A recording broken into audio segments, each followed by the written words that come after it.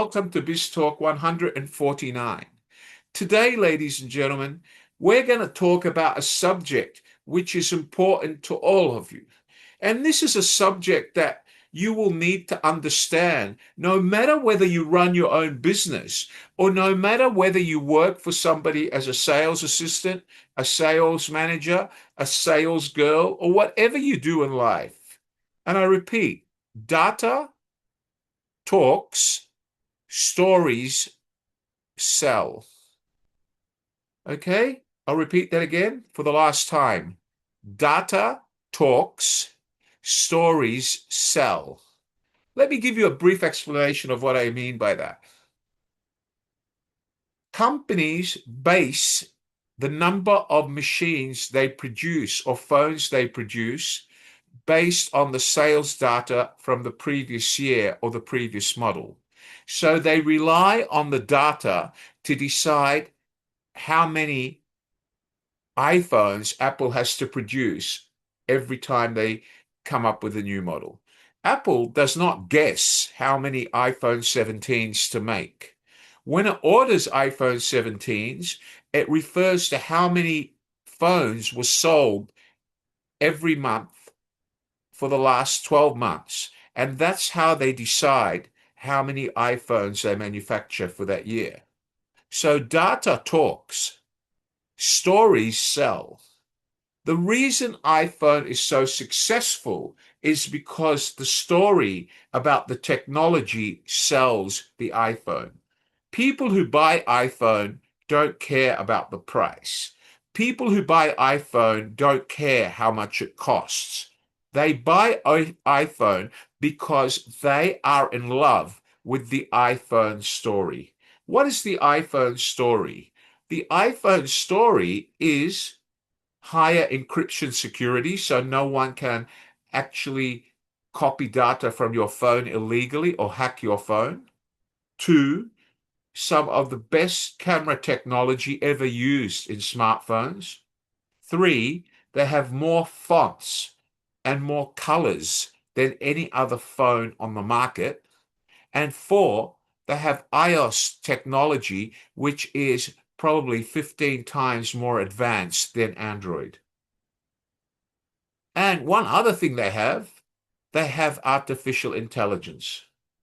Siri was the first AI ever built in a smartphone. Samsung copied. All right, so people buy iPhone not because it's cheap, not because they have to buy it. It's because they are in love with the story. Does everybody understand that? Yes or no? Yes or no? Fantastic. So let me take you back to the general statement that I made earlier.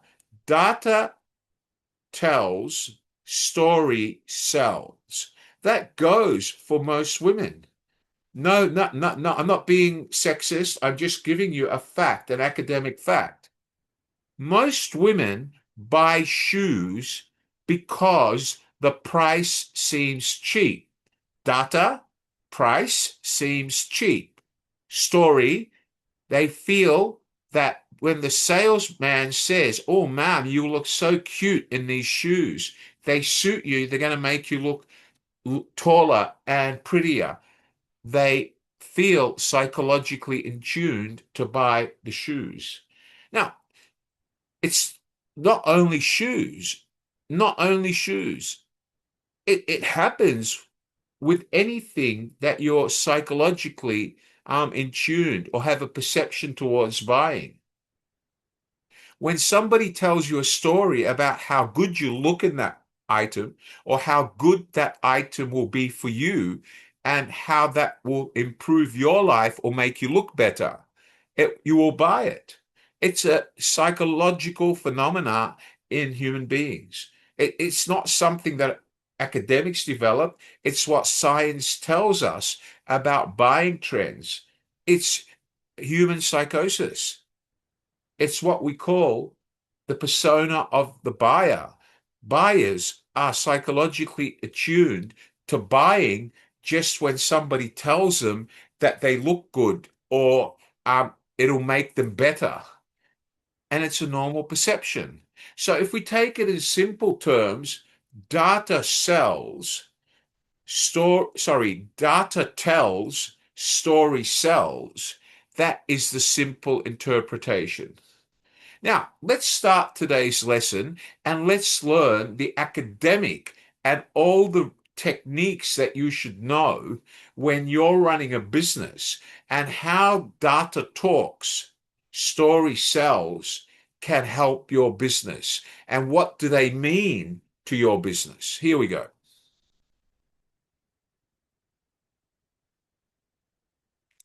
Today, the lesson is fairly long. Please make sure you follow it. Take notes. Okay, please take notes. Here we go.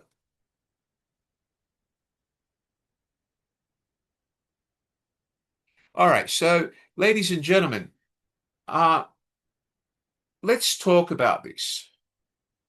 Data tells, story sells is the way the business is communicated. And the reason we say it's part of the business communication is because when a business puts a product or a service to market, the most successful products in the world tell a story. They don't sell because of their price. They sell because of a story. Nike sells shoes by using famous sports people that become their brand ambassador. Asics does the same. Adidas does the same. Rolex does the same.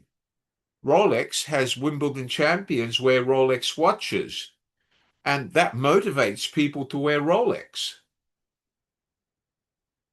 People drive Ferraris because Ferraris win world championships. They win F1 races. So behind a successful product or a successful brand, there's a story that sells it. So let's go to the first part. The data insight story arc. And what do I mean by that? It's very simple. The very basis of communication that every modern leader or business needs requires you to master four parts of what we call the arc. And I want you to remember this three-letter word, arc. Okay, once you've mastered this arc technique, you master the room every time. Because if you use the arc, this will help you not only have insight to data, but also lead you to the other techniques that you need to have. So let's ask the next question. Okay, you told us about the arc, but why can't I just rely on numbers? Why is it that if I just rely on numbers alone, lower price, people will buy, or the fact that everybody buys my brand without me telling a story, why is it that numbers alone can never win? Well, it's very simple.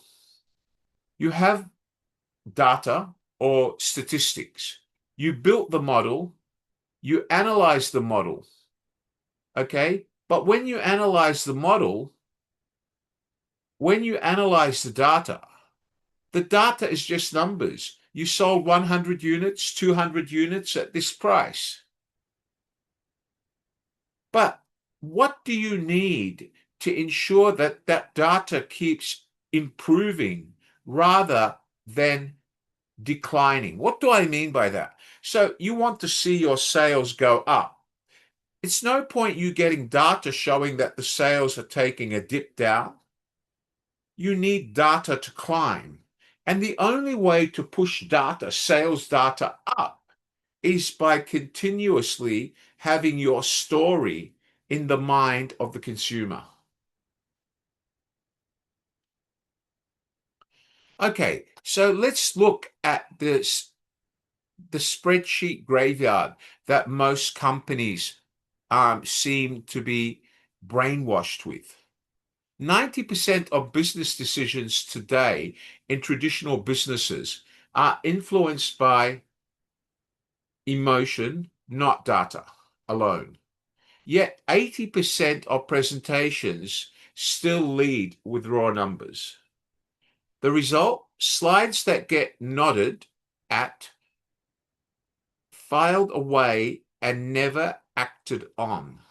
So what happens? You make the presentation, you file it away, but what is the reaction of the audience? Zero. The real problem is the reality between the data that you share and the story that tells the action. So no matter what data you share, unless you can tell a story to motivate that data to keep increasing, the data alone will see you going out of business, because data alone doesn't sell products. And a lot of you think it does. I know that, but it doesn't. A lot of you go to old school in your countries where your professors or your boss tells you, hey, focus on the numbers. Watch those numbers. Make sure that we sell at least 100 plates of fried rice a day. Our fried rice is cheap. But I don't feel like fried rice today. I'm not going to buy your fried rice. So if you can't tell me a story or make me believe that your fried rice is special, I'm not going to buy it. The data is of no value to you, because there's nothing to support the fact that our fried rice is better than every other fried rice in Manila for me to buy your fried rice. So what's going to happen to your data? Instead of going up, it's going to take a leap down. And at the end of the day, you have a problem because you have no sales. So what data tells, story sells really means. All right, let's go through this one by one. Data tells facts, figures, and evidence that you are making sales and how many units you sold. And in today's business, without data, you're just guessing, and guessing can lose you to losing money. Story sells. The human narrative that makes data emotionally compelling and memorable without story data dies in the spreadsheet. So without the story that moves your product or moves the emotions of the buyer, your data will die, because your data will no longer go up, it'll start going down. Your sales will decrease and eventually you'll have no customers. However, if you can put both data and support it with the story that motivates the data to climb, basically you are 3 times more likely to get participation from your customer. It's basically, it's not a soft skill. That's a competitive edge. It's not about you knowing how to record numbers.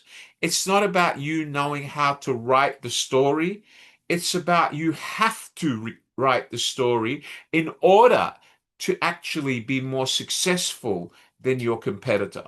It gives you the competitive edge. Data tells, story sells. That's what makes you kill your competitor.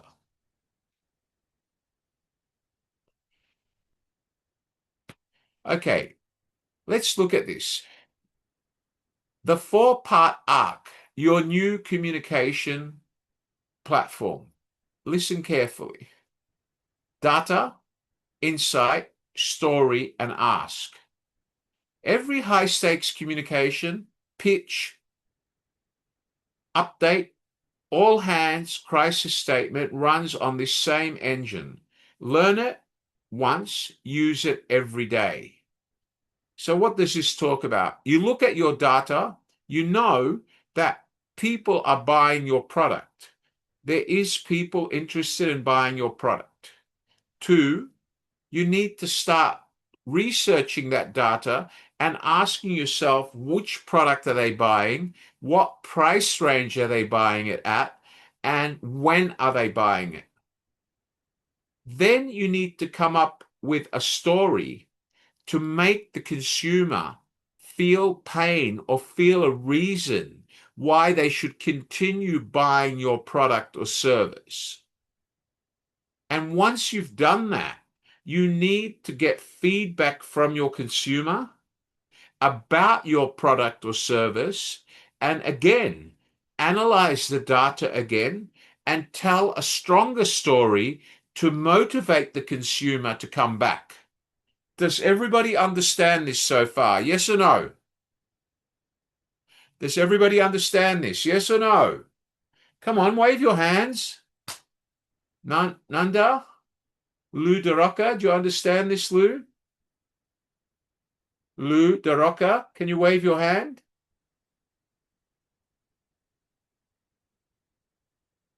Not so, thank you.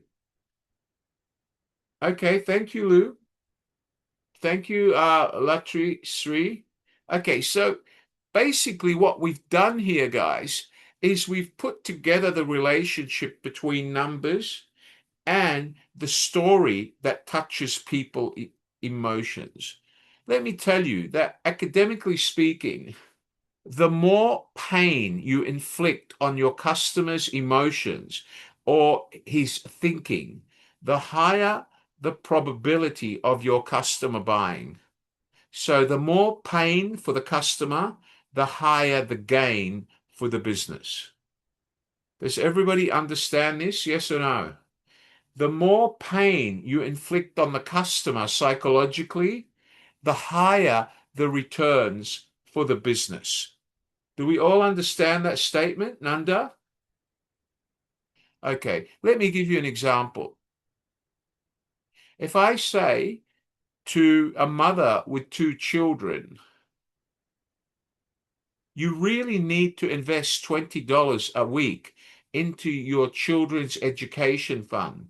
Otherwise, they will be unemployed and have to work as cleaners and beg for food. Is that what you want your children to do in the future without an education?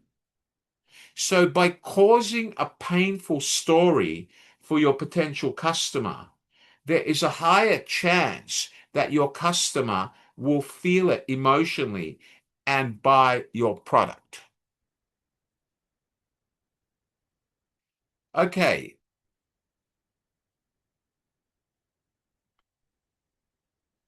So why is it that business owners and leaders lose without stories? Why? There's a group of international researchers that found a striking gap in how people retain information. For example, if you ask your investors for more money and simply give them statistics, some of them won't read it because the numbers don't mean anything to them unless you tell them a story of how you achieve those numbers and what you're going to do to make those numbers grow. And the only way you're going to do that is to pitch them a story which will have them think that this is a great idea. I want to be part of it. The facts alone is really not enough. Remembered by just 5 to 10% of listeners after a presentation. If you go into a boardroom and spin numbers for 2 hours, well, 20% of the Filipino market bought our product, resulted in sales amounting to this much. 5% of the population in Cebu did not buy our product, 95% did. Again, it's all numbers. And most people, when they hear numbers after numbers after numbers, they don't relate to the product or the service. The only way they make those numbers gel is by hearing a story which justifies the numbers.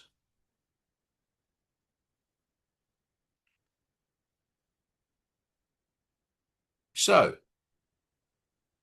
the audience always asks, you're showing me numbers, so what? The numbers don't mean anything to me. So what if you have 80% of the market? Why is it good for me? Every data point you trigger a silent question in your audience's head. Why should I care? Why should I buy your product? The numbers mean nothing to me. So your job is to answer the questions before your consumers turn to your competitors. And this is not manipulation. It's not trying to trick your customers. It's trying to cause emotional and psychological influence. And most people buy when they're psychologically motivated to buy. They don't buy because of statistics. I think you've learned before, for most of you who did entrepreneurship and sales, that people buy when they feel as if they need something. People will not buy simply because they feel like they want it. They will only buy when you make them feel psychologically that they need it. They must have it. It's going to make them look better, feel better. That's when people buy.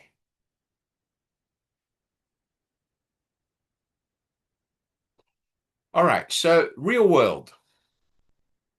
Airbnb's pitch deck. You all know Airbnb. People pay to rent bedrooms in people's houses or wherever, which is supposedly cheaper than hotels.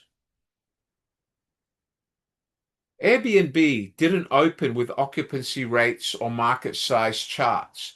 They opened with a human problem. What was the human problem, Nanda? What if you could rent a room from a local, not a hotel, for a much lower price? Customers heard that. Rent a room? Lower? Not as so expensive as a hotel? A room? A nice room? Automatically, people started tying their emotions to the words. Rent a room from a local, not a hotel who's out to make money. Data came second. The human story came first. Investors didn't fund the spreadsheet. They funded the vision. Why did investors give Airbnb money? They raised 600,000 US dollars in 2009 when the three guys in New York or in the US that couldn't afford to pay their rent came up with the idea of Airbnb by renting their lounge room couch and the spare bedroom. That's how Airbnb started, because they didn't have enough money to pay their rent. In 2009, they raised 600,000 US dollars for their company, not based on the data they had from the 100 or 200 rooms they rented. It was based on the emotional story that was convincing people to use Airbnb.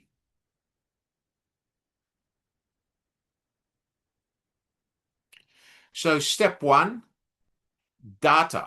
Find the signal in the noise. How does this work? Not all data is important. Choose the one number that proves your point most powerfully and cut everything else out. Only share one piece of number, one number. No need to share all the numbers.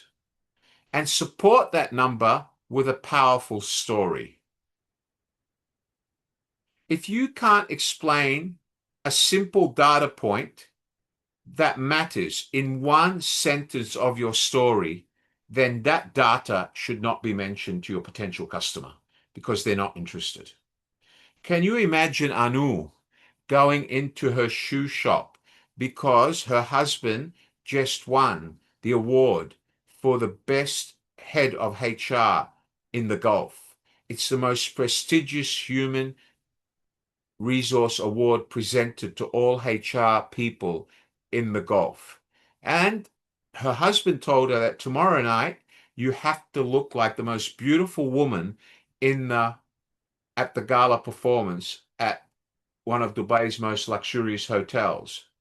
So he gave her $1,000 and told her to go and buy the most beautiful dress she could find and the most beautiful high heeled shoes. Of course, Anu was excited. Wow, $1,000? I can buy whatever I want. You're not going to complain to me tomorrow that we have bills to pay, right? You're not going to scold me for spending too much money, huh? And the husband says, no, sweetheart, I'm getting an award. Go and buy whatever you want. So Anu sends her son to school, has half day off work, and goes shopping. She goes to the mall and she walks into the shoe shop and she tries on the first pair of black shoes. And the salesman says, ma'am, we've sold 200 pairs. 200 pairs. We had 250, we sold 200 in 48 hours. Does Anu care about those statistics? No. Would she buy? No. The other guy comes up, ma'am, these shoes seem to suit you because when you wear them, you look a bit taller and it makes you look a lot sexier and more attractive. Now, what goes through Anu's mind? Her husband. He told her to go out and buy a dress, the sexiest dress, and the sexiest shoes. Hypothetically, psychologically, Anu has a very better chance of buying the shoes because of the story the salesman told her. Okay, so now let's go to the dress. She bought the shoes for $150. She still has $850 for a dress. And that can buy a very expensive dress in Dubai because, you can buy dresses from $20 to $50,000 in Dubai. Okay, so Anu goes to the first dress shop. She tries on 3 black dresses, but no one helps her. The girls just tell her to go to the changing room and try them. But finally, she arrives at this young dress shop. All the staff are young, music is loud, and as soon as she walks in, this young girl wearing a sexy black dress comes up to her. Hello, ma'am, how are you? Welcome to our store today. How can I help you? And Anu says, I'm looking for a black dress to wear to a gala event. And these are the shoes I bought to go with it. And the girl shows her 5 dresses and she tells her to go and try each dress. And every time she comes out with that dress, the girl tells her a story about why that dress looks good on her and why that dress could be an option. So what's happening? She's now going to be motivated to buy the dress, not by the fact that they sold 50 dresses before, or not by the fact that this was the most popular design on the Paris runway. It's based on the fact of the stories the girl tells her and how those stories affect Anu's emotions. So what words trigger Anu to feel really good about that dress and buy it? Does everybody understand this? Yes or no? So it comes back to the more pain you put in Anu's stomach over the shoes or the dress, the more words you make her think of about that dress or those shoes, the higher chance she has of buying it. She doesn't care about how many pairs of shoes you sold. Do you understand that, everyone? Yes or no? Okay. So how do we choose the right data point? Nanda, how do we choose the right data point? It's a very simple story, ladies and gentlemen. All right. When you try to show data on a chart, you keep it simple. Tables with 20 rows are too many. Pie charts with 8 slices are too many. Year-over-year comparisons, too many. Dashboards that require explanation, a waste of time. What you do is use one most powerful number. Today, you will save 75% on the normal selling price of these shoes. As soon as the customer hears save 75%, customer is already bonded to buy that product. He's not interested. Oh, ma'am, this product was a top seller in Europe in 2019. We sold 100,000 units. They're not interested. What they're interested is a number which will touch their emotions and motivate them for a reason to buy.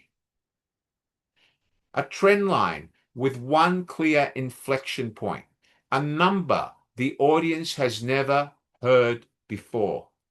Today, it's our anniversary. 75% off any pair of shoes you want.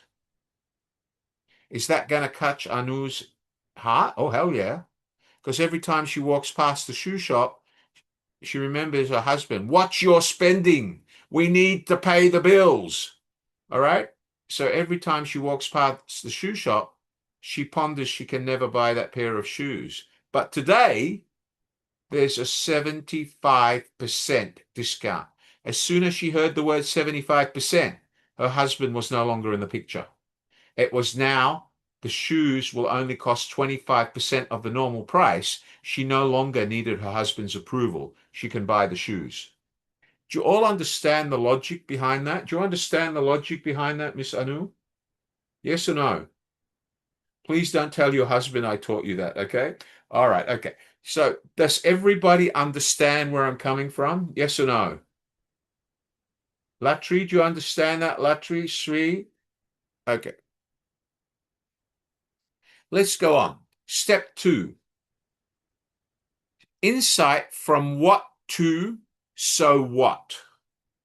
Let's talk about that. I want you all to remember that, especially when you're looking for a boyfriend, girls. What to so what. So if the boy comes up to you and says, you know, Armanda, I am the great guy for you because, you know, at work, I close more sales than the whole sales team. At work, I'm the top salesman. I've got the gift of the gab. At work, more girls look at me than any other guy in the office. So what? So what? What does that mean to me? To Nanda, that means nothing. You could be the top salesman that sells 50 cents packets of tissues that no one wants to buy. So what good is it to me? You could be popular to all the women in your office who are over 40 and married who have no interest to you. So what? What do the numbers mean to me? They mean nothing. So reality has it, insight. If you're going to present a number, you must present it with a story and interpretation that people can relate to. Do you understand that? Yes or no? Okay. Let's talk about data versus insight side to side. What do I mean that? What do I mean?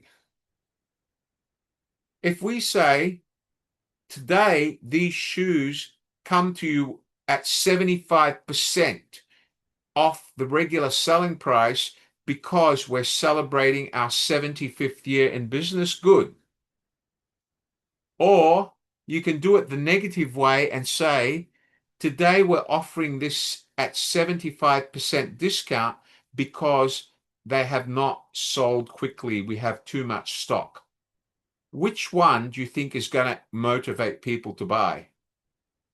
By telling a customer you're clearing the stock because it wasn't selling, the customer's not going to buy it, because if no one else bought it, why would I want to buy it? So you have to make sure that the story you tell accelerates sales, not freezes them or makes no difference. So what? Just because you can't sell it, now you want to clear the rubbish and you want me to buy it with a 75% discount? If people wanted it, they would have bought it. Why should I buy it? So what? The insight is the interpretation, how to interpret the words you use to make sure they strike the right pain in the customer. Does everybody understand that? Yes or no? Does everybody understand that? Does everybody understand that, guys? Yes or no?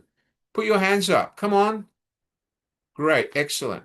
So remember, the basic methodology or the basic psychology here, the more pain, the higher the gain. Repeat after me, everybody. More pain equals more profit. Again, more pain equals more dollars. All right? Do you understand that, everyone? Yes or no? More pain for who? More pain for the customer. Everybody understands that? Yes or no? Great. Excellent, excellent, excellent.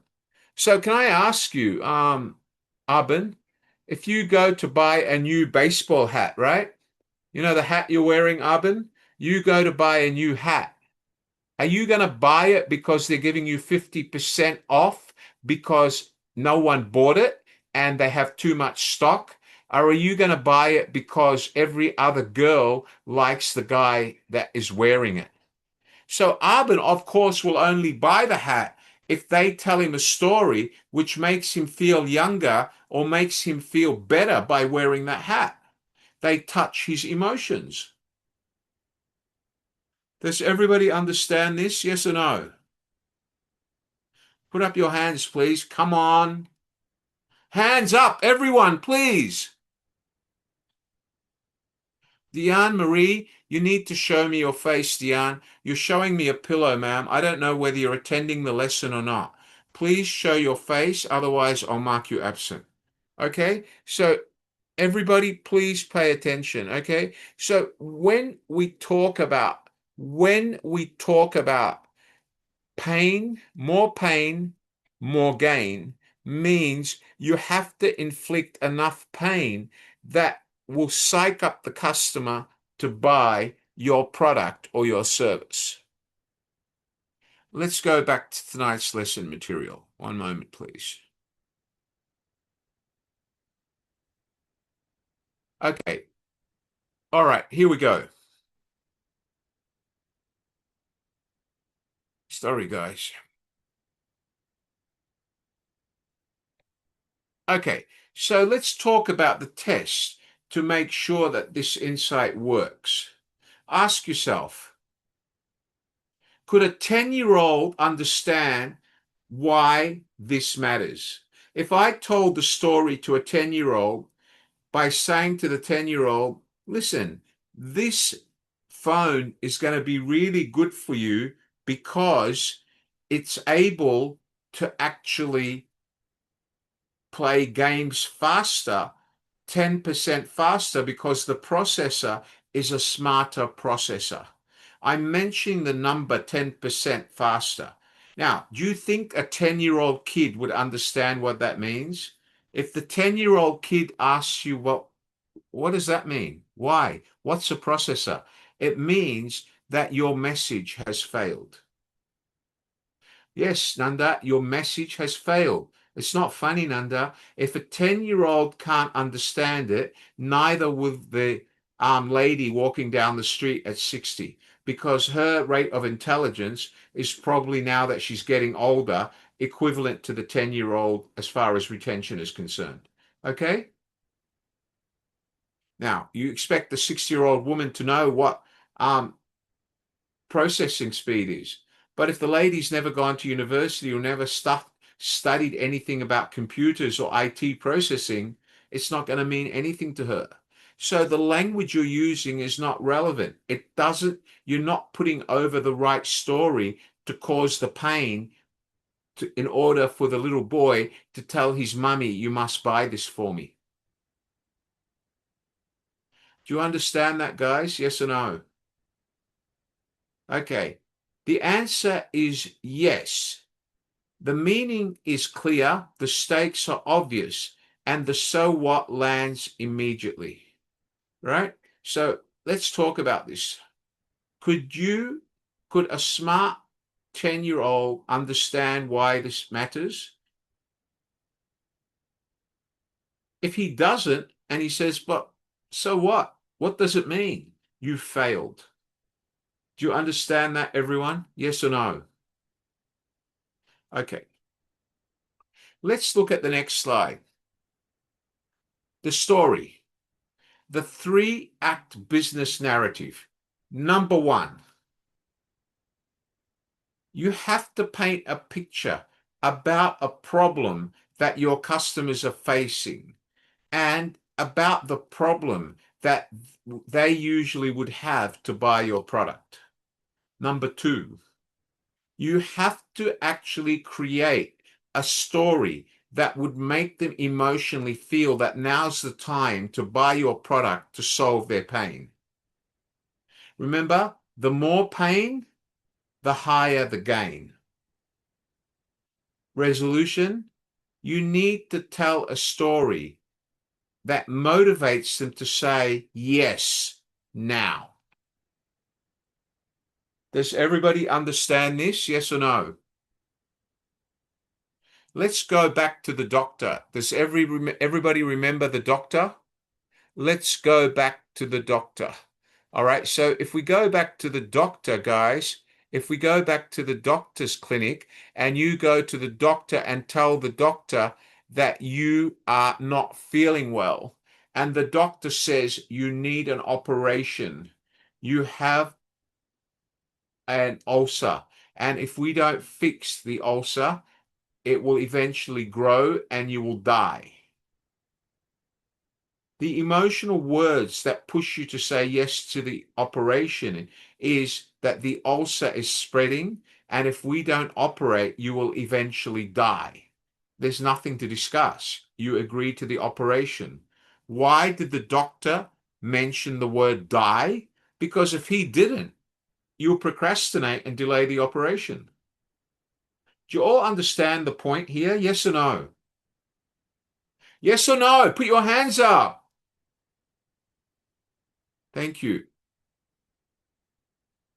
All right, so let's go on. The hero of your story is not you. Yes, Anu, it's not you. Yes, Anu, it's not Wally. The hero of the story is the winning formula. It's those words that make your script cause pain for the customer. Do you understand that, guys? It's not you. The customer doesn't care who you are. It's the words you use that cause the pain for the customer or the investor. They are the heroes.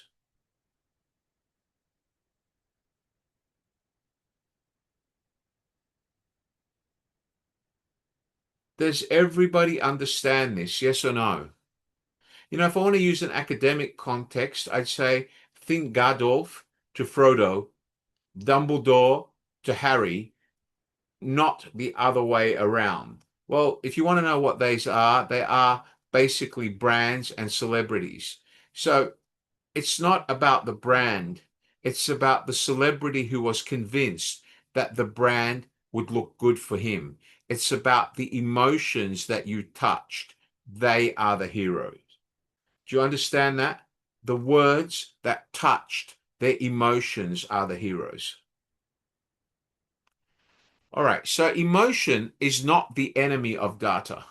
In actual fact, emotion and data can work hand in hand. You all thought that I was telling you about emotions because I was making a story. Trust me, I don't make stories. I'm an academic. Everything I tell you is based on experience and fact. Yes, Nanda, experience and fact. It's like I tell you, if you go to McDonald's every day and eat a burger every day and French fries, you're going to get fat, and the doctor's going to tell you to lose weight. That's a fact. Because McDonald's is junk food.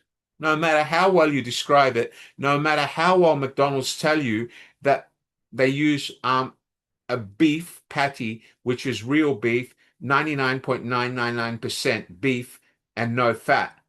The fact is they still put sodium and salt on the burger when they cook it.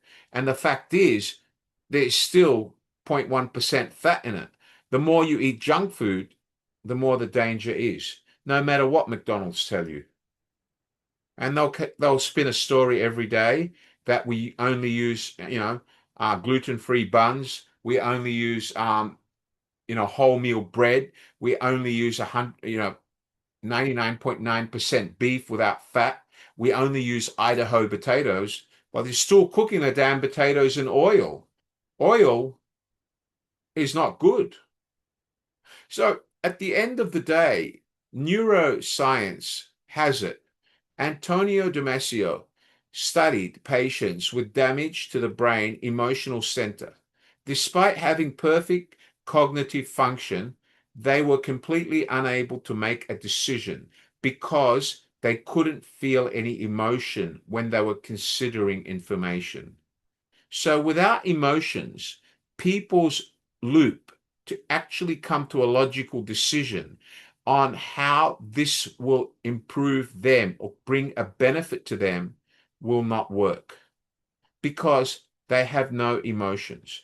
Their emotion, the wire that connects their emotions to their thinking is broken. So without emotion, logic loops forever. And what does that mean? That means if they have no emotion, their logic will continue saying, I don't need this. It's too expensive. I don't need this. I don't have it. I don't need it. But emotions will show them reason why they need it. Now, if there's discontent or a break in the circuit between emotion and logic, then people basically will fail because everything we do in life requires logic and emotion. And that includes making a decision that we need to buy something. Okay, so let's go on. Ask make it impossible to say maybe. Weak ask. We'd love your thoughts on this when you have a chance. That's saying like, take your time. We don't care if you buy or not.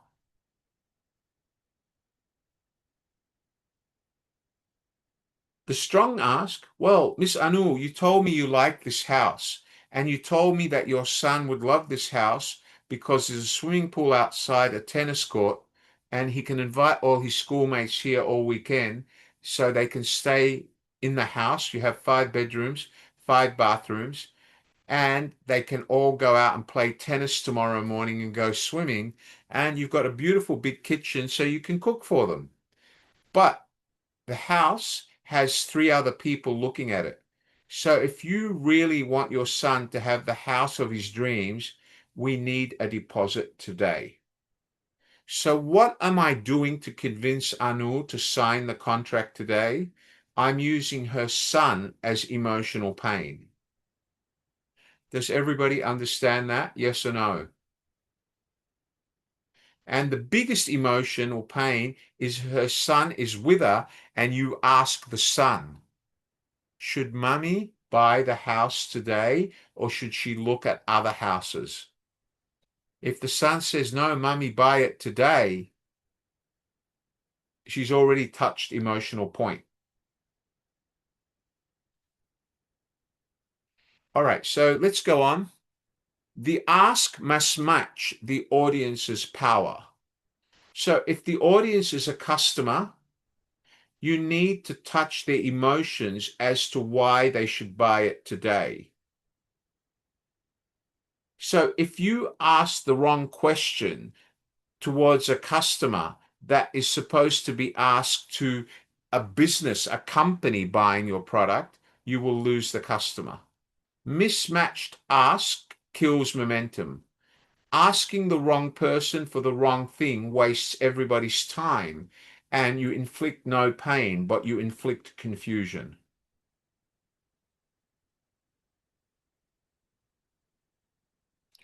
All right, so let's put this together, a 5-minute pitch. Now, the 5-minute pitch is open with a problem. Number 2, give them a quick number that with a story that makes them feel pain. Number 3, explain the story and relate it to them. Number 4, be bold and push the story harder so they really feel the pain. Does everybody understand those 4 simple steps? Can you put up your hand if you understand the 4 simple steps? Yes or no? Come on, hands up. Come on, guys. I want to see hands up. I only saw 2 hands. I want to see 375 yellow hands. Come on, guys, hurry up. There's 375 of you here today. Put up your yellow hands. Let's go. Thank you. All right. So common ARC mistakes and how to fix them. Mistake number 1, leading with data. Don't start your conversation with data. Start with a story. Number 2, give simple numbers and don't just cut out a chunk of numbers, because a chunk of numbers will not mean anything. I'm sorry, Macalania, you're still busy. I understand. But if you want to benefit from this lesson, you need to attend it so you get the certificate. I don't give away certificates for nothing. So please, Macalania, I suggest you manage your time and make time to attend the lesson and learn from it. Thank you. All right. So basically, you need to remember that if you're going to actually give numbers, they have to be clear and simple to understand. Will the 10-year-old boy understand? If not, so what? It's not going to help you. Weak or missing ask. You ask a weak question, the question does not cause enough pain. These are common mistakes that everybody here makes. Okay, let's talk about the backward build technique. Most people build their presentations forward, story second, ask last. I want you to go backwards from now on, okay? I want you to go backwards. I want you to justify and hit the emotional question, okay? The best communication does the opposite. Okay, basically, data first, story second. So we're going to change that. I want you to tell the story first, then maybe put in supporting information about how this will help them, cause them pain, then ask a question to get their commitment, and then you can mention anything else to support it. For example, you told me that your husband is going to a gala dinner to win an award. He wants you to look sexy. And I think you need to look your best for him. He's worked so hard for it. Telling a story, touching emotion. These shoes are very trendy, and when you try them on and look at yourself in the mirror, they actually make you look a bit taller and more beautiful, of course, because you're wearing a dress just below your knees and your husband can see your sexy legs. Emotional story supporting why the shoes. How do you feel about making your husband happy that you're wearing shoes like this? You're trying to get them to feel the bond between your story and the need for them to buy the shoes. And then you could throw in the number.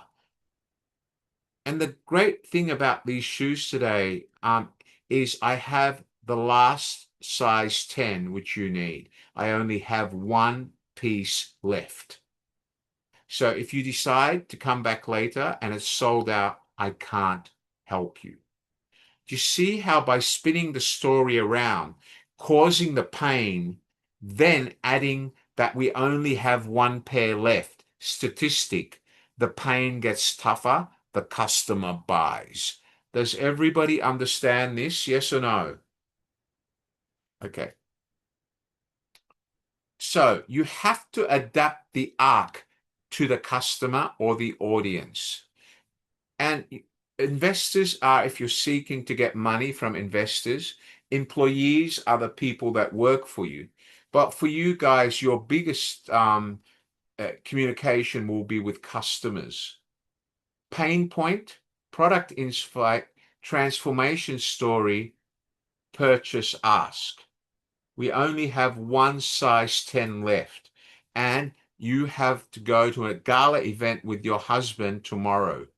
Do you want to disappoint your husband, or do you want to make him happy? Does everybody understand this? Yes or no? Remember, different emotional triggers have different effects on customers.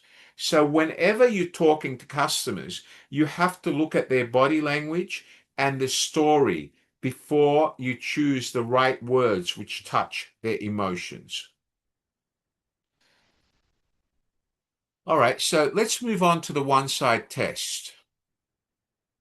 All right, I want you all to try this. If you can't condense your full argument to 4 sentences, your message is clear and powerful. If you can bring it to 4 sentences, you're clear and powerful. If you can't, and you have to use 6 sentences and 10 statistics, your message isn't ready yet because the 10-year-old kid can't understand it. So I want you all, starting today, to try one story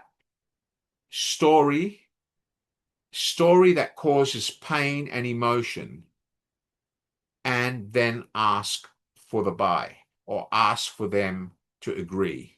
I want you all to start practicing this today, whether it's with your husband, boyfriends, children. You can practice this every day so you get to use it with real customers. All right, let's stop the slides for a minute.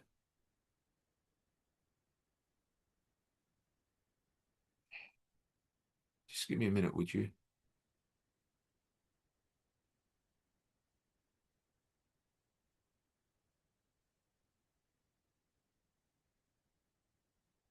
Okay. All right. So does everybody understand what I've just said? Yes or no? Can you all wave your hands? All right, guys. Today is a very realistic lesson. It's talking about how you apply certain basic fundamentals to any business. Data tells, story sells. Do you understand what that means now, Ariani?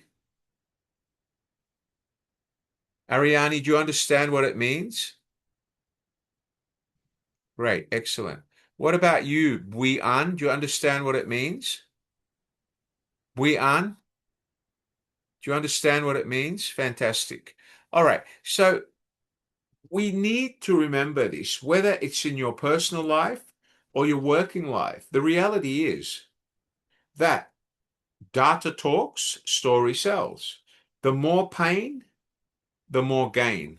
What does that mean? The more pain for the customer, the potential buyer, the more gain as sales and profit. Does everybody understand this? Yes? Okay, let's go back to the PowerPoint.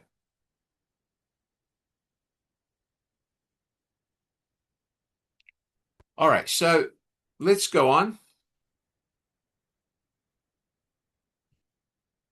Okay, visual design supports the arc.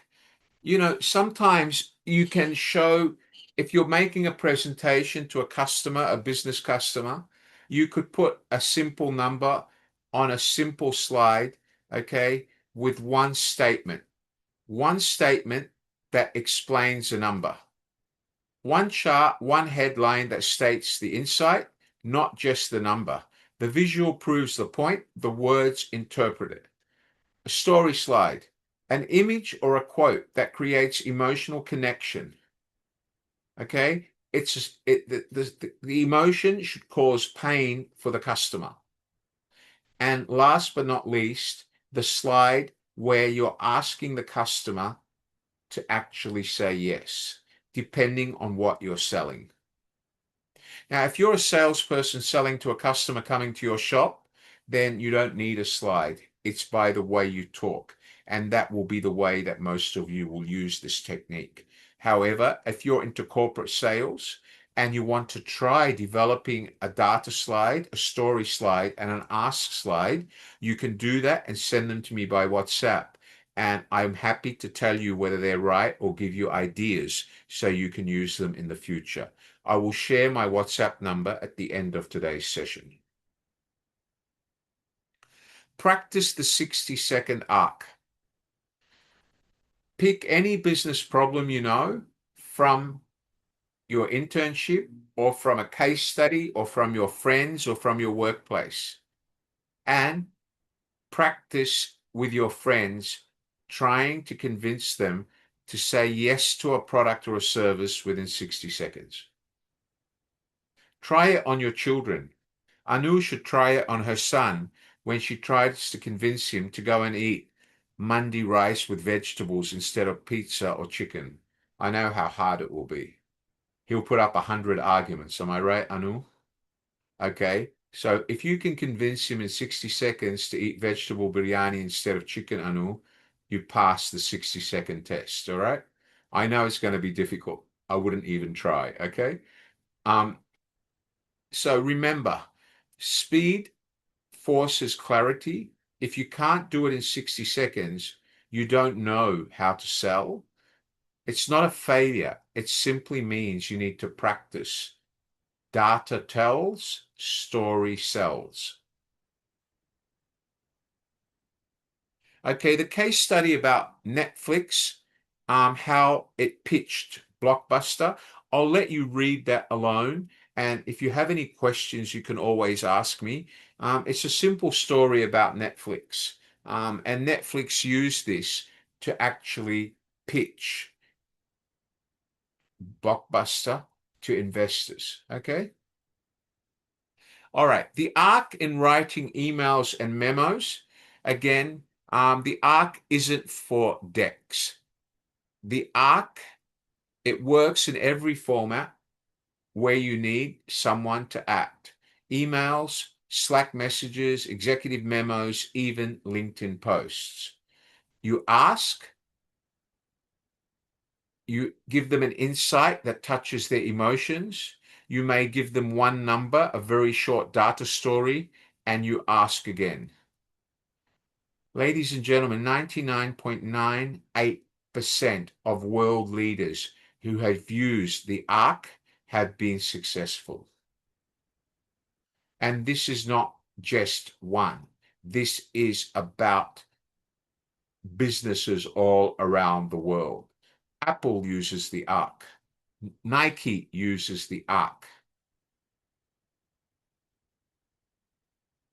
It's a fact.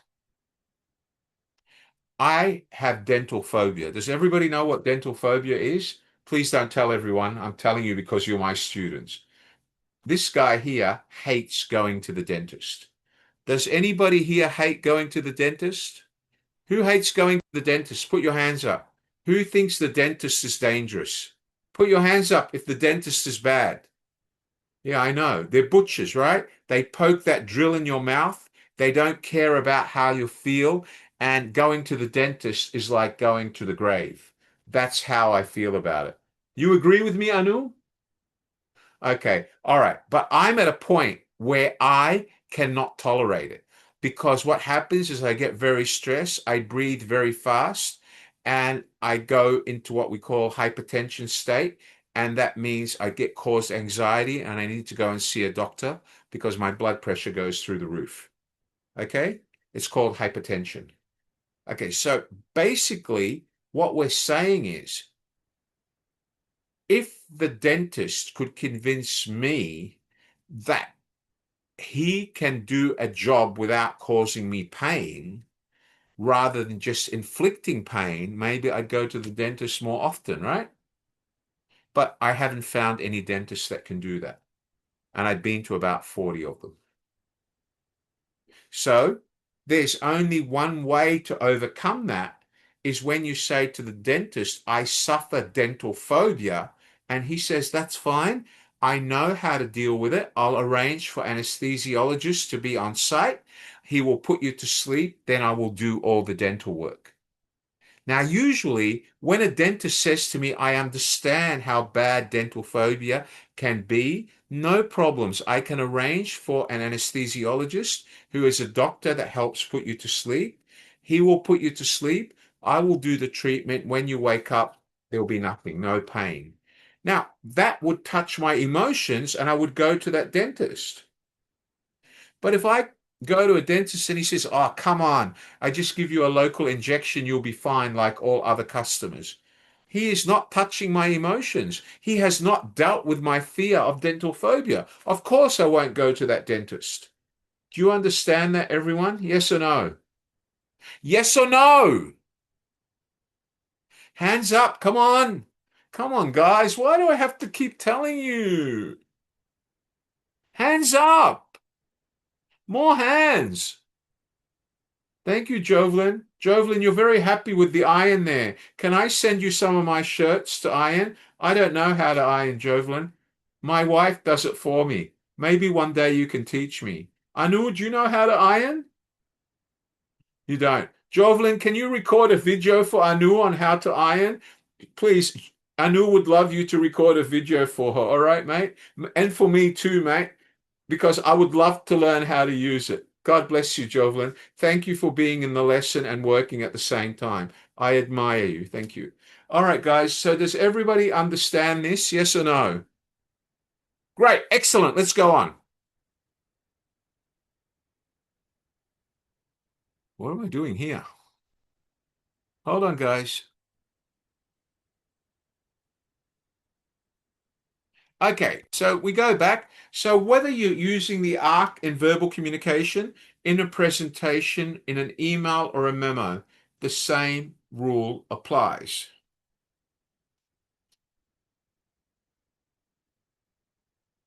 Okay, measuring the ARC effect. How do you measure its effect? Did the customer buy from you?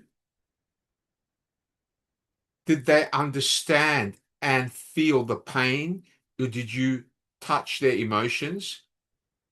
And did they go and tell their friends the story? And did their friends come back and buy your product based on the same story? That's your proof. Remember, one happy customer tells 12 to 14. One unhappy customer will tell 40 to 45. So, which one would you rather have? One unhappy customer that loses 45, or 14 happy customers that were brought back by one happy customer who remembered your story?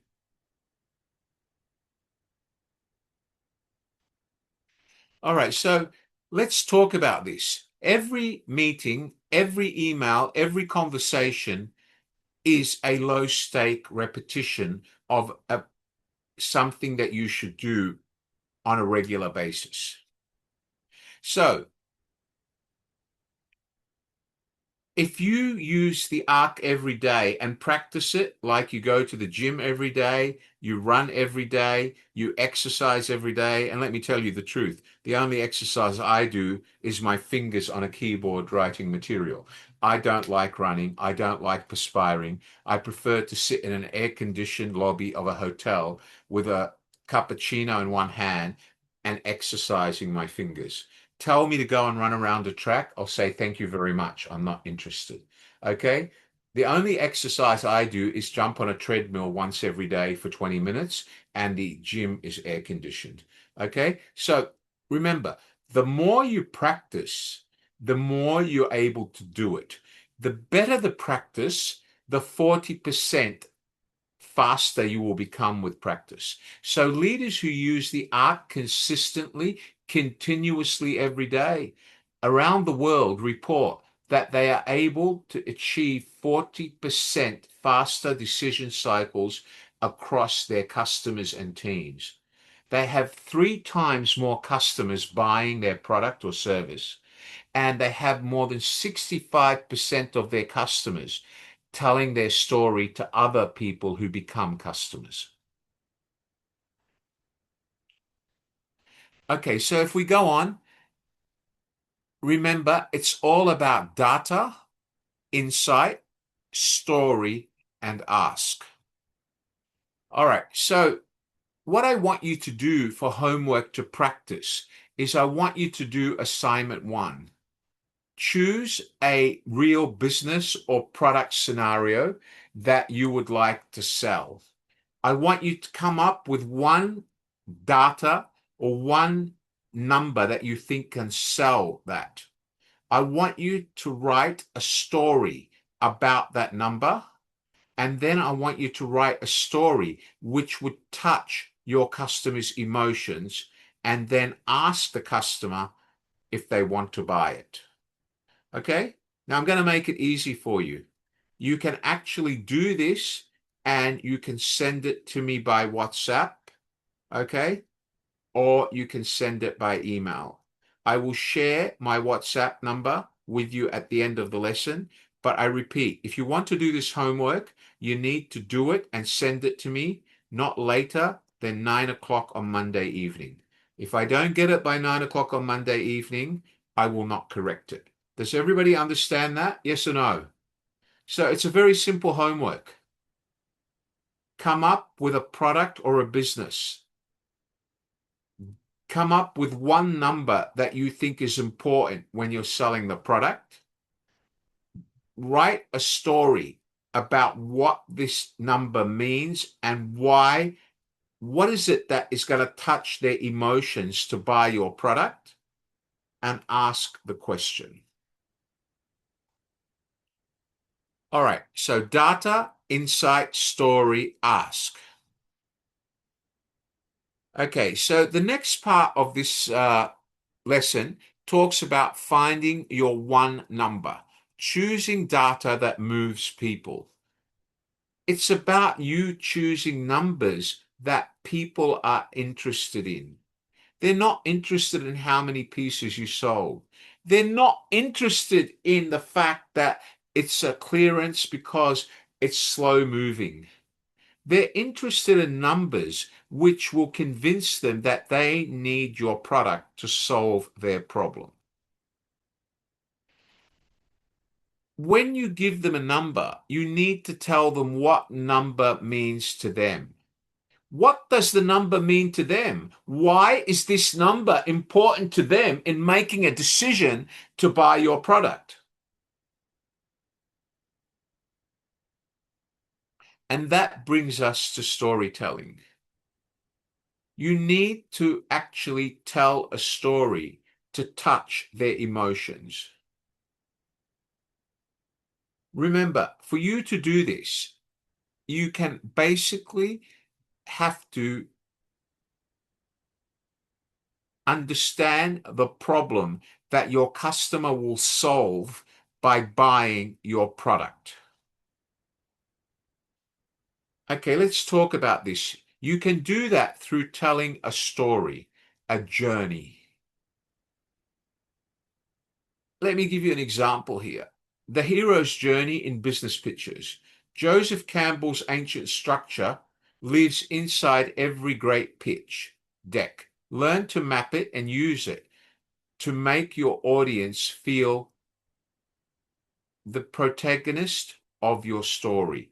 What do I mean by the protagonist of your story? Let me explain this in simple terms. A pitch is a story that has meaning to your customer. A pitch is the words that your customer can relate to and feels.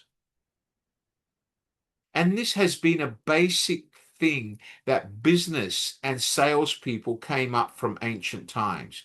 Ancient times could be back as the 1920s, 1930s, well before we were born.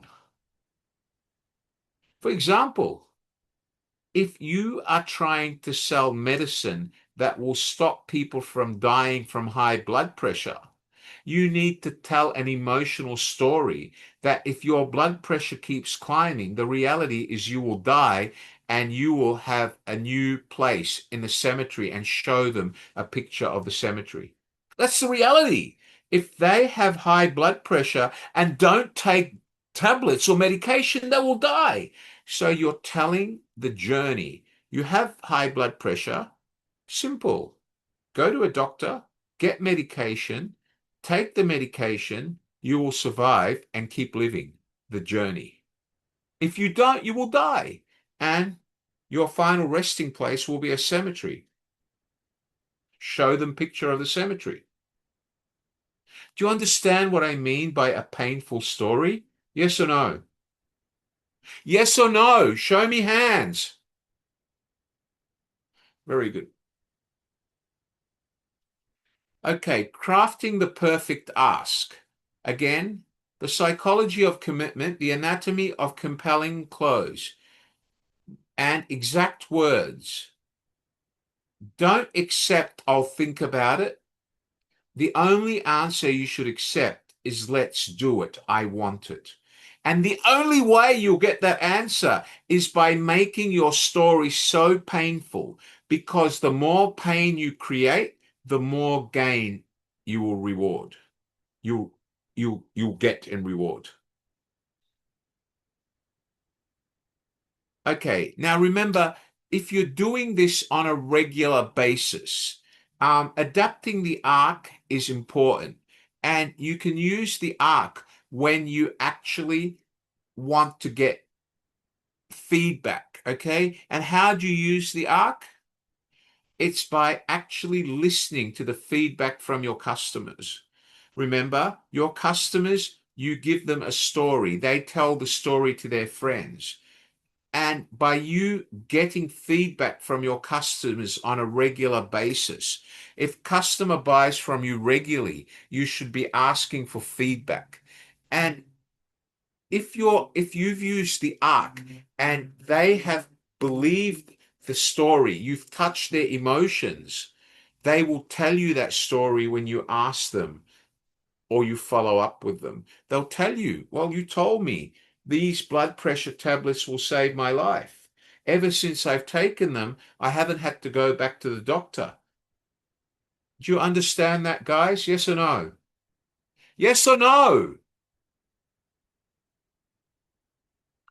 Data visualizations, again, data visualizations are very important, but it should not just be a chart. Like I said to you, if you're dealing with somebody with high blood pressure, show them the picture of them sick in hospital, their children crying because they miss mummy or daddy, and show them picture of the graveyard or cemetery where they're going to end up if they don't get treated. They are the visualizations you need to show to bring the pain into the customer so they end up buying from you. Okay, the investor pitch. This is a pitch where you're trying to get someone to invest money in your business. And again, the investor pitch should be as painful and as convincing to the investor as it would be to somebody dying from high blood pressure. You have to give reason to the investor that he will benefit from his investment. If you just give numbers without basis, or if you just tell him that you think it's a great idea, no investor will give you money. And if any of you feel that they're ready to send the pitch to a financial investor, please let me know. I'd be happy to talk to you in Zoom and practice your pitch with you before you make it to an investor. Does everybody understand that? Yes or no? Great. The board update, well, if any of you go into a boardroom and you're trying to convince the board that you need them to believe in you and give you the authority to do something, again, you need to use the arc. Your story has to be told with confidence. You have to make them feel that there will be a result, whether it's by feeling the pain and showing them pictures of what it's going to do for your customers. And you need to make sure you don't bury them in numbers, because if you bury them in numbers, the answer most likely will be no. Okay, and there's something else we need to look at. You need to come up with an executive summary. And this executive summary is a one-page descriptive of the arc, which you need to prepare and refresh. You basically need to read it all the time, every day when you do the arc. And the lost art of a one page is gone because a lot of people think that by writing 25 pages or 50 pages, you're more powerful. Oh no. If you can present your argument in one page, you're a lot more likely to get someone to believe in you or invest in you. And you follow the same process. It's the same information summarized in one page. So how do you write the arc? Apply data, insight, story, ask, framework to written communications, and watch your response. Okay, so as I said, always use simple data, tell a story to touch their emotions, then ask. Okay, you can actually do this lesson. You can use the slides and teach it to the people who work for you. Because remember, if you have a business and basically you're using the arc, but your team is not, your business is losing ground. So the arc is a simple method that you can teach to the people who work for you. All right. The other one is what we call a town hall. What do we mean by a town hall? A town hall is where you dump information on the complete population of your company. Now, there is a module here and the slides here, which will teach you how to design a town hall and share information or teach the arc to the company. And when you have a town hall, which means you invite all the workers in your company to one meeting, it's very important that whatever information you present to them, you present in simple words that they can understand. Data with a story. Otherwise, they will all walk away confused.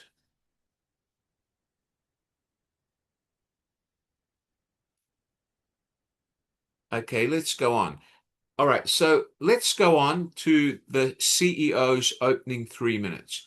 This is the first 3 minutes of any town hall meeting. And this first 3 minutes of the meeting with the whole of the company are the most important 3 minutes in the message you deliver. You have to be able to captivate their hearts and make them feel the reason why this meeting is important in the first 3 minutes. If you can't do that, you might as well end the meeting and go home. And that's why whenever you open a town hall or a gathering of the whole company, the first person that speaks should be your most powerful and most effective speaker. All right, using data in town halls. Again, if you're going to use data in meetings, town hall is a large meeting with the total company, not just part of the company. A town hall means everybody, cleaner, coffee lady, toilet cleaner, CEO, everyone in the company comes to a meeting. That's called a town hall. Now, when you show data in a town hall, again, use diagrams and give one simple number and what it means. Do not overwhelm them with pages and pages and graphs because it will mean nothing to them. All right. Again, every time you do a town hall, you need to make sure that you actually give the audience a chance to ask questions about what you've told them.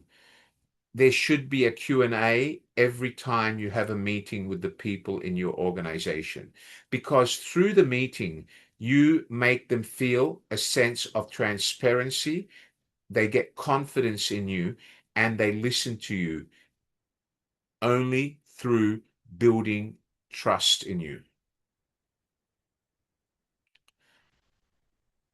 Remember, when you tell a story to everybody in the company, you have to make sure that the story is something that everybody in the company can relate to. The finance manager, the coffee lady, the cleaner. You have to tell it in simple words so everybody understands it. How do you measure whether the town hall or the meeting with all your staff was successful? Guys, it's a very simple process. I think Miss Anu knows. She sees me present big lectures to students all over the world. Am I right, Miss Anu? And she's watched my videos. And I have a habit that whenever a class finishes, I don't just look at faces. I actually look at the face of every student and their eyes and to see whether they felt the lesson or I've actually caused them something to get them interested in the lesson. Do you know how I read that? I see the smile on their face when they ask questions. If at the end of the session I say, okay, anybody with questions, and 25 people ask me why or how, that's when I know I've been successful. If I deliver a session and no one asks me questions, and at the end of the session they all quickly leave, I failed. Does that ever happen to me? Very rarely. Very rarely. Ask Miss Anu. And that should be the way it happens for you with your staff. Whether you have 5 staff or 10 staff and you have a meeting with them, before the end of the meeting, if they understand what you've told them, they should feel comfortable asking you questions to solidify their understanding and reaffirm their commitment.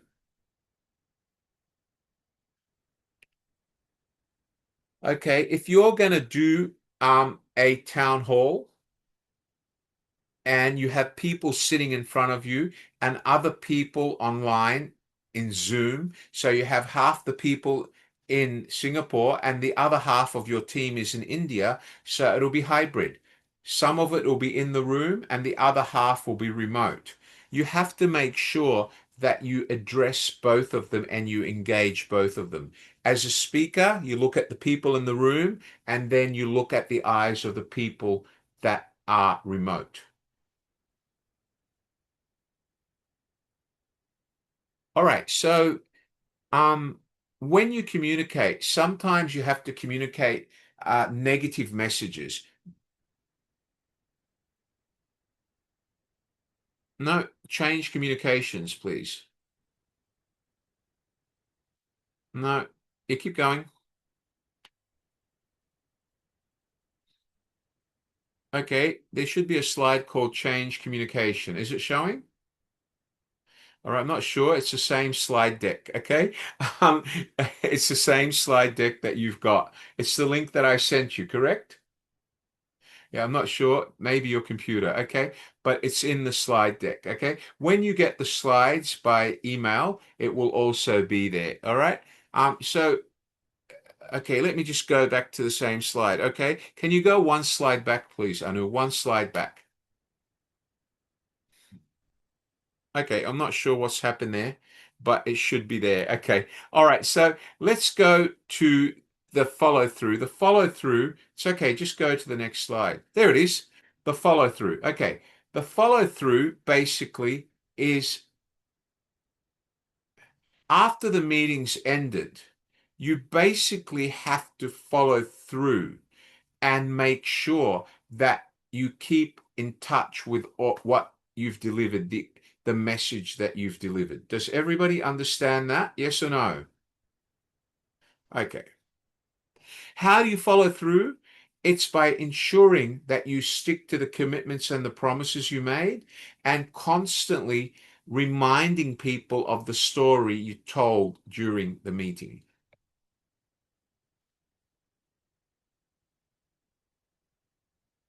All right. So remember, a masterclass or a town hall are the same.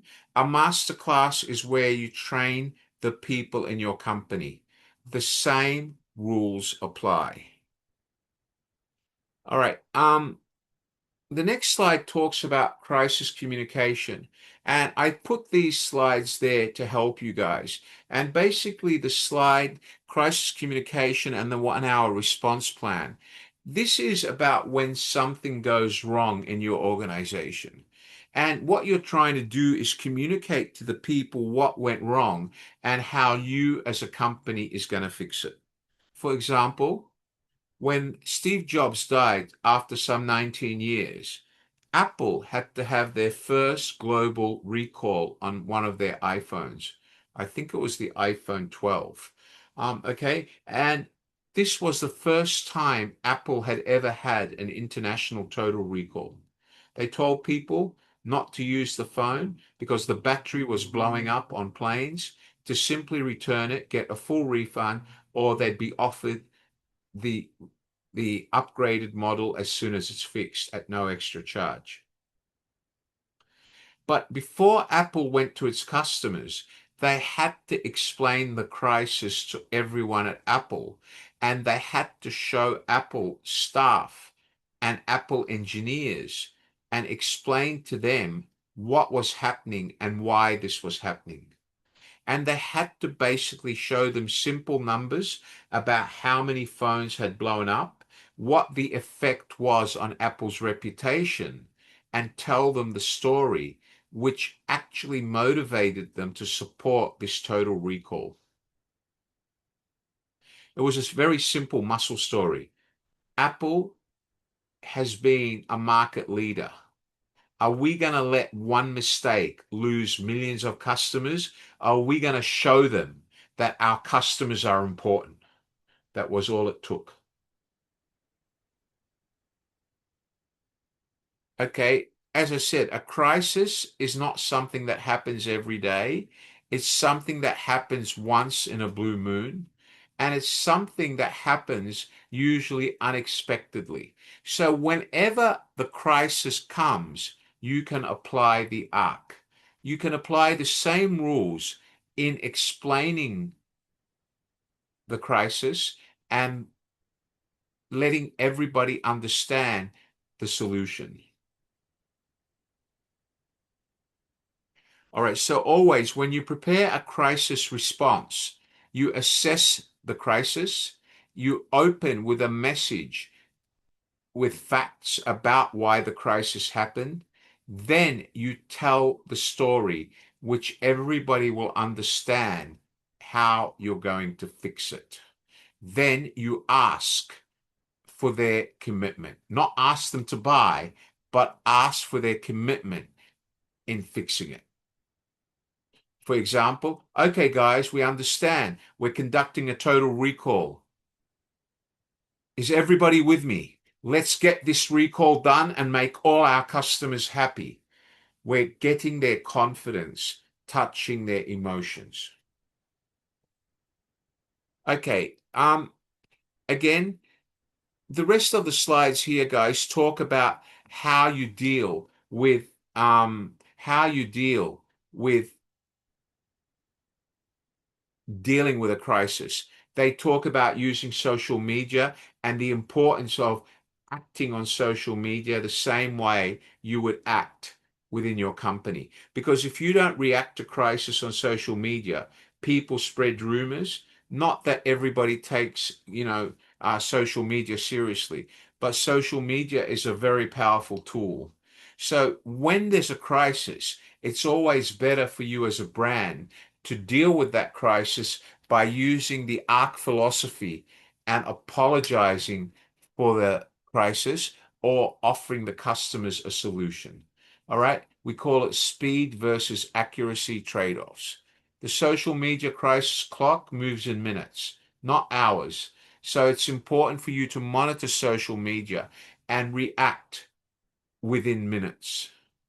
If you use the arc and the arc philosophy of keeping it simple, giving explanations, and telling a story, you will resolve the issue. Okay, if the crisis is internal, again, you have to do it by having a meeting, keeping the staff emotions within control. And the only way you're going to do that is by calling a meeting and listening to what they have to say and then using the arc to deliver the solution.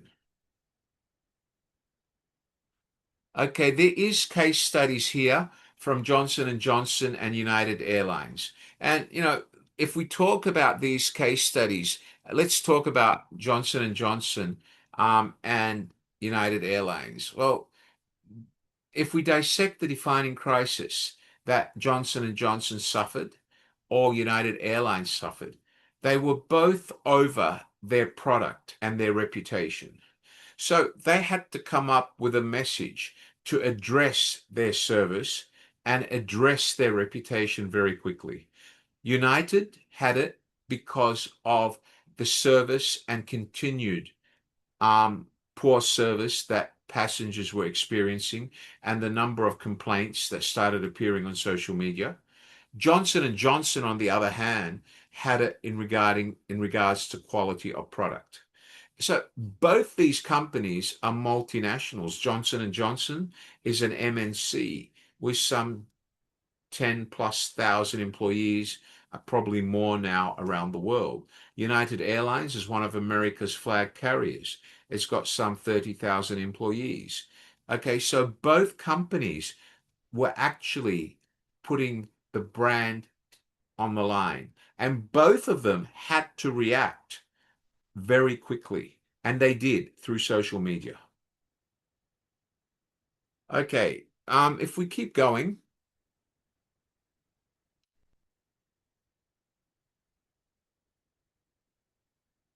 okay, keep going. It says survey design for communication measurement. Again, when you develop a survey to measure how well your staff understood, or you're trying to get a survey to your customers to get their feedback about your product, you have to remember a survey that validates assumptions and that reveals hard truths. So you don't want assumptions. The survey has to tell you the hard truth. You don't want to ask questions about how do you feel or what do you think. They are assumptions. You need to build a survey based on fact about the real truth. Did the product work for you? Yes or no? What was your blood pressure before you started taking the medicine? What is your blood pressure now for the last 7 days? So you have to focus on the truth.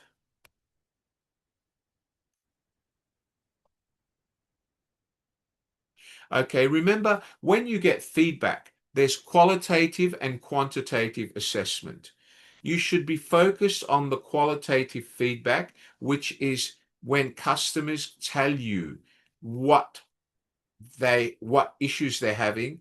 Quantitative is where they just give you a number. But remember, the whole reason we use the arc is to touch their emotions. And by getting qualitative feedback, it's coming from their heart. They're telling you in their own words. So you should pay attention to qualitative feedback and then also take note of the quantitative numbers, because numbers alone are not enough. You need qualitative feedback. Okay, so remember, guys, when you design a full arc for your organization, it's not about just you using the arc, it's about everybody in your organization using the arc. It's about developing a philosophy that works for everybody in your organization. The arc is something that will only work if everybody in your company practices it. Does everybody understand this? Yes or no? Hands up, please. Okay. All right. So what I'd like to do now is I'd like to hear your questions. Okay. I'd like to hear your questions. Let's close this PowerPoint, guys. All right. Miss Anu will put the link to today's PowerPoint presentation in the chat box for you now. Now, the problem she had with the slides shouldn't happen because the deck I'm using is the same deck and all the slides are there. And also, when you receive your certificate, providing you've registered your attendance by your picture being taken, or after that sorry, let me just correct that. Provided your camera was on for attendance and your attendance was registered with your picture, and provided you only switched off your camera by sending us a message telling us you're at work, only then will your attendance continue to be recorded and will you receive your certificate and the full PowerPoint presentation. If you entered today's session, never switched on your camera, and never sent a message saying you're at work, you are unlikely to receive a certificate. You are unlikely to receive the material. Please remember, recording your attendance by switching on the camera is very important. We want to give the certificate to everyone. I want to give the PowerPoint to everyone. Okay? So we will always do our best. Providing you're here, we will send you the certificate and the PowerPoint. All right? Does everybody understand that? Yes or no? Okay?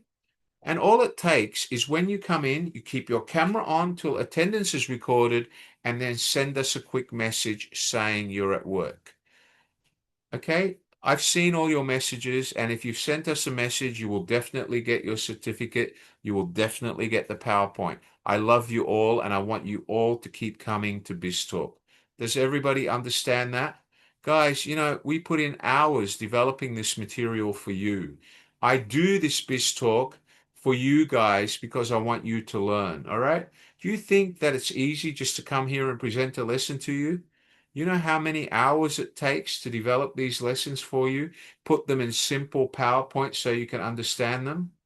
Do you all understand how important they are to you? And this is about you getting knowledge. Let me give you an example of the young lady ironing. She's working, and she's still switched on her camera and attending a lesson.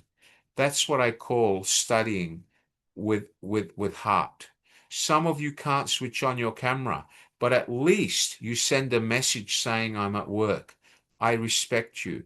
You have my gratitude and my admiration. I respect you because you're making an effort to study and you're working at the same time. I've always told you my story. When I was young, I ran away from home. I used to clean shit from dirty toilets and drunks at McDonald's in a 24-hour store where people used to come in from nightclubs and vomit on the tables, and they used to think I'm dumb or stupid. Hey, you, boy, come and clean my table. I used to shut my mouth and clean shit and vomit off the floor so I could be paid $3 an hour. You think it's funny? It's not. I had to work to pay for food and put myself through university. I wasn't as lucky as you, okay? I used to go to lectures from 9:30 to 4:30 and work from 6 p.m. to 6 a.m. 5 days a week. My only study hours were during my meal break at McDonald's in the manager's office, or if there's no customers, I used to be allowed to study there.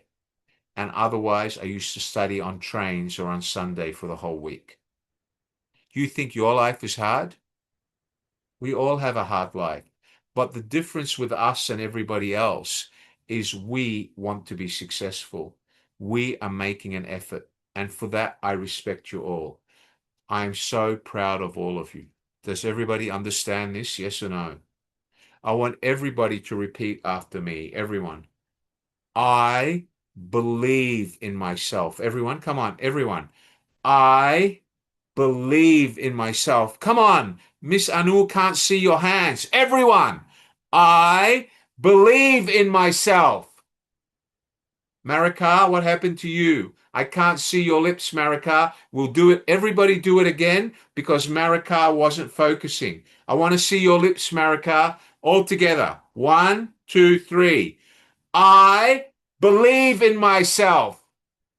Very good, Marika. All right. Thank you very much, everybody, for being at Biz Talk 149. Please tell your friends who didn't come today to get off their lazy asses and join me at the next Biz Talk. We're missing about 30 people from the last Biz Talk. Maybe they're working, I don't know. But please, if any of your friends aren't here, please tell them Mr. Wally wants them back. Okay, guys, I hope you enjoyed my lesson. Did everybody enjoy my lesson today? I believe in myself too. Thank you. Thank you, Jezebel. All right. Everybody put your hands up. Show me your yellow hands if you enjoyed Biz Talk 149.